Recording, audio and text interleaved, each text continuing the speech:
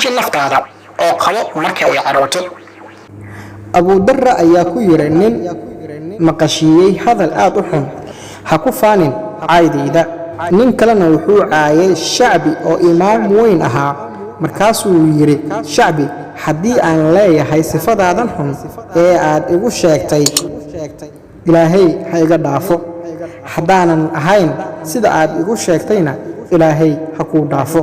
ninkii la oran jiray Ibn Hurayra ayaa nin caayay, markaasuu Ibn Hurayra ka sii jeestay ninkii. dabadeed ninkii ayaa yiri adigaan ku sheegayaa Ibn Hurayra. Ibn Hurayra ayaa yiri adigaan ka sii jeesanayaa.